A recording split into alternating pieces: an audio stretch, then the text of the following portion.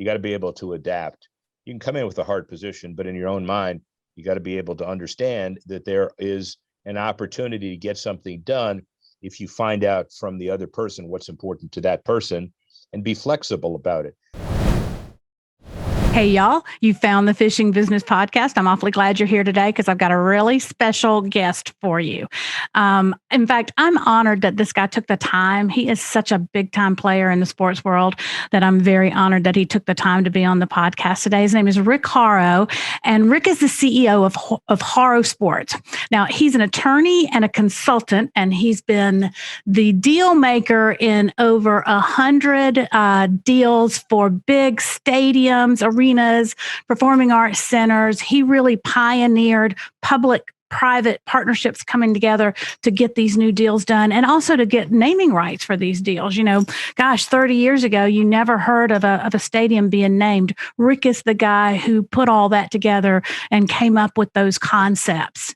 Now, since then, he's been at the table with a lot of big sports deals, and he's become the expert in sports business. You've probably seen him on ESPN or Fox. Anytime there's a big sports business story, they bring Rick in to do the analysis of it. So, as I said, I'm very honored for him to be here today. I think we can all learn a lot from Rick. So listen closely, you guys.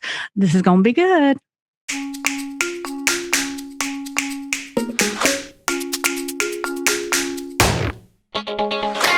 Rick, you're known as the leading you invented sports business, and as far as I'm concerned, how did all that happen? Well, I know you can't tell us the whole story, but tell us a little bit more about your background and how you came to be sort of the ultimate insider in sports business. Well, I'll tell you part of the story. I'm older than everybody else. That's why. Really the story. Yeah. So I grew up in Miami, and I really had a passion for sports way back when. This is psychotherapy, but my dad died when I was 11. And the last thing I remember from him is in the hospital giving me 4 season tickets to an expansion team that was ultimately going to be called the Dolphins. And nobody knew what that was. And he said, we're going to go to all the games. And he knew this was the last time he was going to see me. And it was really, in retrospect, kind of something that I thought would imprint. And sports was very important to me with him, even more important after he departed. And to this day, I have those 4 seats at Hard Rock Stadium. Don't sit in them, sit with the owner. And we kind of look at those seats with little plaque under them. And it was kind of neat. But that's not the story. The story is I really wanted to do something in sports in Miami. We had no major league teams other than the Dolphins. Harvard Law decided to do something to get in sports, didn't know what that meant. So ended up writing a thesis on fighting in professional hockey. Growing up in Miami, you go see the Bruins and the Blackhawks. That's not sports. Well, it is to people who grew up in hockey. Right. And the professor, I'll end this. This is quick, but it's an interesting story. The professor said, well, that's a great idea, but there's no such thing as sports law. Now, this was in the 70s. And I said, that's not really true. And long story short, here's what I'll do. I will play you in a game of squash, which I'd never played. And if you win, I'll suck it up and I'll do corporate and tax and all the crap you're supposed to do in law school. And if I win, write me a hall pass to Fenway and Schaefer Stadium and Boston Garden, and I'm going to do a survey that turns into a thesis, turns into a book. Well, 2 things are important to that one. One is my coach, who was a friend who ended up being my squash coach, John Roberts, who's the Chief Justice of the Supreme Court, which is a big deal, really important to me. And we talk about that all the time. And second, the guy was 83 years old. And so I ended up beating him, got the hall pass, first ever sports law paper, sports business paper at Harvard Law School. Oh, my gosh. Parlayed that. And the point was I was kind of driven into what sports law would be. Now, got into the field and friends said, look, it's the wild, wild west. You got to go to a normal law firm. The only way you can be an agent is if you got somebody to call you an agent. And I decided to do all of the sports stuff from the facility side, did the Miami Heat, Miami Arena, public sector appointee, consulting business, all the stuff from there, and now the media. But my point, I guess the message is I had to define the field because it wasn't there. And today, when I give my speeches, whether it's for fishing or for soccer or for baseball, the answer is, well, it's a lot more structured and a lot easier to chart your path. But there are 438 schools that are law, administration, sports business. So it's a lot more competitive. Yeah. So it's always a trade-off. That's incredible. That's incredible. And when you say you did these deals, you kind of gliss over that, but that was a big deal. There weren't a lot of naming rights back in the day, right? And there weren't these public-private partnerships that brought these big infrastructure into cities for sports. There wasn't a lot of stuff back in the day, except a lot of bull, and a lot of people wanting to think that they were qualified to be sports lawyers, agents, business people. Why? Because they know how to read a box score. Well, it's a lot different than that, as we know. And the old stadium stuff, I kind of fixed on it. Luckily, the way you built the stadium in the old days, and everybody who sees this podcast in the Northeast can relate. Even Atlanta, Fulton County Stadium, you got a round stadium, Philly, Cincinnati, Pittsburgh, Cleveland. You put baseball and football in there, not well, but you put them in. You increase the property taxes. It's 100% public. You call it infrastructure, and it's a public facility, kind of like the Acropolis and the Parthenon back in Rome. This is it. Well, the costs are less than they are today, but a lot less creative.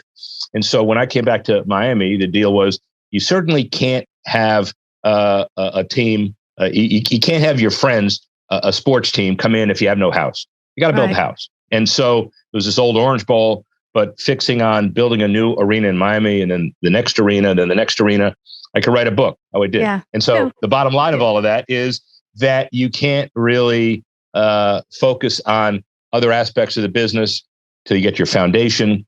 And luckily, 100 of these deals later and 50 years of the business, and now we're looking at infrastructure again, and President Biden and building it back. We haven't really focused on this part of the debate once the money gets allocated, but there are a lot of communities that really need facilities today, jobs, economic impact. In 1922, it's not a history lesson, but Yankee Stadium was done largely because we needed something to focus on recovering from the Spanish flu epidemic 100 years ago. Is that right? Money. And that was an interesting deal. And then 10 years later, the Orange Bowl was built in Miami, along with a few other stadiums, as a work WPA to get us out of the recession. So this is no different than building roads and bridges and streets and parks and libraries. Now, it doesn't dominate, but it's coming back around. Well, that's great. By the way, time out before we even go any further. Happy birthday to you. Oh, thank you. Come on, man. I mean, happy birthday to you. We are recording this on my birthday. I appreciate that a lot. And, 42 years old, man. Yes, you come a long way. Yeah. Come a long way. Hey, listen, so that's a great segue when you talk about the history of the sport and you talk about all these, the part of the history that you've been present for.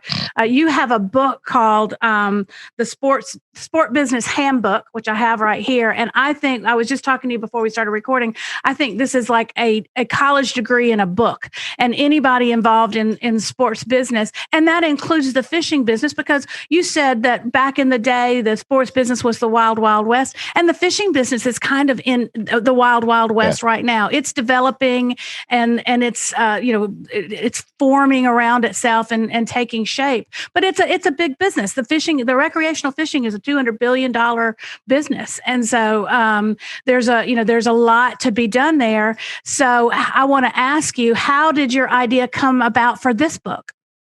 Well, so a couple things. First of all, if it's a $200 billion business, why can't I catch a damn fish? That's another issue. All right, you'll help me with that eventually. Yeah. But the colon here, which is kind of interesting, the second part of the title, insights from 100 plus leaders who shaped 50 years of the industry. And these are friends and these are business folks. And with all the deals that I've done, it was actually Jerry Colangelo, who sons Diamondbacks, USA Basketball, Coach K's friend, which is why he wrote the foreword. And we were talking, and Paul Tagliabue, former NFL commissioner, we were talking in separate conversations. And I said, why don't you write a little op-ed and I'll co-write it for you. And I'll talk about where's the industry gone in the last 50 years. And they both said, all right, that's fine. That's a great idea. And then Paul said, and we said together, why don't we get some of our mutual friends to do it and we'll turn it into a book? And Paul said, all right, I'll write that chapter. I'm going to New Zealand. I'm backpacking. I don't have time. I'll write the chapter, use my name. We'll do it together and we'll do the book. So Colangelo, Tagliabue, then got Coach K for the foreword, Mark Lazarus, who we all know, NBC Sports. Yeah. He said, yeah, let me do it. Tony Ponturo, who we know, Anheuser-Busch for 30 years, all about sponsorship. Bob Kane, IMG, Phil DiPigiato, Octagon. When you look at this, let's forget any sport and let's assume fill in the blank. And you look at the book and just say it's a fishing business handbook. Everything in here is relevant, just like everything in here is relevant to other sports too. So that's how it happened. Yeah. It's a giant Ponzi scheme. Well, and that is the truth. Any sport you're interested in, and really, and I say this all the time about my fishing business podcast, it really goes beyond most of the things that we talk about, and most of the things in your book are just good business principles, no matter what field you're in. So if you're interested in business and being successful and leadership and marketing, all of those things are covered in this book, and it's a really good one. In fact, there was a couple of things I wanted to ask you about. I know, and one of my favorite things that I've read so far is Stephen Jones, he's Jerry Jones' son, right? Yeah, Jerry Jones' son, but he's also heir apparent to there's the Charlotte Anderson, and there's a whole Jones family who are just a tremendous. By the way, that's why the Cowboys are worth $5.7 billion in the latest Forbes issue, because of people like Stephen and obviously Jerry. Yes, and he's the COO of the Dallas Cowboys. And one of the things I really loved what he said in the book, and I say this a lot to my listeners, and he said, some people think selling is a dirty word, and that it's beneath them. I think that's very arrogant. That's a very arrogant viewpoint. I struggle a lot with a lot of my listeners and viewers who tell me, I just don't know how to sell myself. And I always say, Rick, and I want to see what you think about it, but everybody's a salesman. What makes a good salesman? Well, it is interesting because what I did When the Game Is on the Line, which you were one of the people, I think 3 people bought the book, my mom and you and your relatives. So that was great. Thank you. But that book had 10 kind of keys to business success 15 years ago when I didn't know any better. And then I took the Sport Business Handbook and I tried to apply those principles from the eyes of the 100 people who wrote chapters for me. And it was amazing, the fit. It was almost a 1-to-1 fit. So what it did is validated the principles. And some of those principles, and we have in here a specific reference to Jerry Jones and Stephen, that you got to create a win-win situation if you want to get something done. And you want to make sure that you use good common sense. And you've got to be able to get to yes. We've heard a lot of that. Well, what that is negotiation. It's sales, it's consensus building, it gets people to agree with stuff. Right. Now, if you want to figure out where to go on a flat to maximize the catching of fish, or if you want a tea time that you want and your partner wants a little later, or you want to buy a home, or you want to do $100 million stadium deal, the principles are basically the same. You got to find out what the other person wants. You got to find consensus. So the selling is these are not commissioned car salesmen. Right. It's assets. But what do you have to do? You got to reach consensus. You got to make somebody feel good. You got to get to yes. All of those principles in the book apply no matter what. If somebody says selling is beneath somebody and cheap, they just don't understand. No, I agree 100%. And some of my listeners may be guys that haven't taken a lot of business classes, don't consider themselves businessmen, but if they could look at some of these things that you talk about in your book and look at them in a more abstract way, they do the same thing every day, whether it's going down to their local tackle company and saying, hey, I need X amount of baits. Can you help me with that? And what can I do for you in return?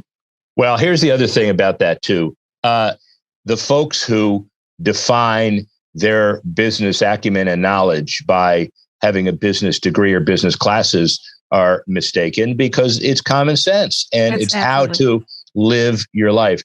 Let me just digress for a second. The 10 words that I use to encapsulate what we had talked about, and it's, again, common sense, negotiation. So it's vision, flexibility, resistance, collaboration, perspective, urgency, passion, preparation, selling, there's a word again, and listening. But it's all related. And it's like when you go down and buy bait, when you go figure out what to do for dinner with your significant other, whether you do, it's all those kind of principles.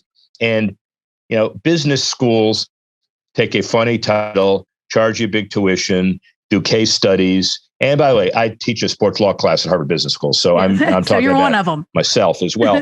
But you don't have, and you don't have to succeed. Your key to success is not only going to classes. Your key to success is using common sense and figuring out how to deploy it. That's right. I agree 100%. And then another thing that I really liked in the book, I immediately went, of course I scanned through who was in it to see if there was any people that I knew. And there were a few, but I immediately went, Anheuser-Busch was one of my clients when I worked at BASS. And so I immediately went to the chapter with Tony Pinturo from Anheuser-Busch because he's such a legendary marketer there. And they're a legendary brand marketing and sports business and one of the big pioneers. But he talked a lot in the book, and I want everybody to go read it. But he talked about why sports sponsorships are so meaningful because they allow a brand to cut through the clutter and to really connect with a fan. Now, sports fans are passionate, but fishing fans are passionate too. And who do you see right now that's doing really well with cutting through the clutter in sports sponsorships? Well, it's kind of hard to define, but there are a few examples.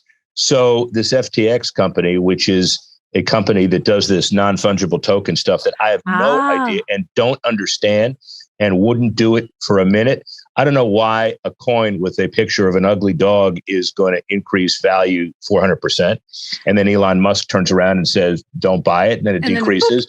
We ain't touching it. We ain't touching it. But the bottom line is they did a $100+ million deal at the old American Airlines Arena in Miami. Now it'll be FTX Arena. And there are high stakes, high value, high investment commitments to all that. Why? Because this is a way to stand out amongst the clutter, naming rights for facilities, special companies. Esports as an industry is doing very well. The same old outfield sponsorship. I went to the minor league opening at Petco Park. Founder, Larry Lucchino, called Polar Park in Worcester, Massachusetts last week. And he had some stuff on outfield signs. I looked around, it's minor league baseball. Where are all your corporate sponsorships?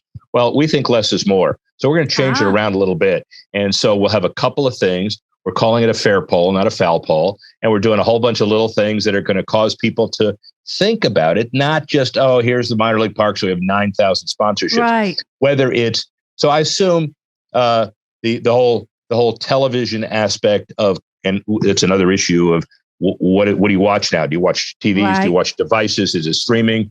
But it's like NASCAR. Bass cars like NASCAR, right? You have the corporate sponsorships on the boats, on the fisherman's jacket, on the tackle boxes, and everything else. Well, that's marketing 101. But the people that succeed are the ones that push the envelope beyond that. And then people, whether they're fisher people or not, will say, "Hey, look at that! Look what Esso did, or look what this company did," because they really made a difference. It's not filling a program; it's making a difference. Agreed. By the way, did I tell you happy birthday yet? Yes, you did. Thank you. All right. We're going to take a little quick break here, y'all. And when we come back, I'm going to get Rick to give us his 3 best tips on negotiating skills that everybody needs. So we'll be right back on the Fishing Business Podcast. I really want to hear from you to know what kind of questions you have and how I can serve you best in this podcast. The easiest place to reach me is probably at Facebook or Instagram, where you can find me as Fishing Business Podcast, or on YouTube, but you'll have to search for me there by typing in Fishing Business Podcast. Holla! All right, we're back on the Fishing Business Podcast with Rick Horrow. Rick, you've done 100 deals worth more than $20 billion. So you've got to be fantastic at negotiating or deal making, I think is the same thing, right? So tell us what you think are the 3 negotiating skills that everybody needs. All right, here's number 1. Got to be flexible. And as we said in the book, whether Jerry Colangelo changed his arena deal, whether Gary Bettman focused on the lockout at the NHL and playing a hard game of chicken. Everything in this book focuses on many premises, but one is you got to be able to adapt. You can come in with a hard position, but in your own mind, you got to be able to understand that there is an opportunity to get something done if you find out from the other person what's important to that person and be flexible about it. The second is, and this is interesting, don't take yourself too seriously and have a sense of humor. I changed that around from perspective. 10 years ago, I was a little hard ass word. So it's got to be perspective. All right. So now it's have a little bit of a sense of humor. Don't take yourself too seriously, because everybody wants kind of the same thing to succeed in life. And if you can figure out how to make somebody feel good about it, not manipulating, but just create an environment that's more agreeable, that to me is a very important. And you know what else, Rick, not to interrupt you, but people want to enjoy their jobs. So if you can make the process fun and enjoyable, why not do that? Everybody wants to have fun at what they're doing every day. Yeah. And yes. And then third, and it took me 80 years. I'm celebrating my 100th birthday tomorrow. It took me 80 years to figure out this issue, because I was a control freak, bordering on narcissistic, not very able to listen. And listening to me is incredible, because, don't cut the person off. Listen to the end of the sentence, and don't figure out what your answer is going to be until you kind of hear how that person formulated what that person wants. And it's corporate to corporate, business to business, media as well.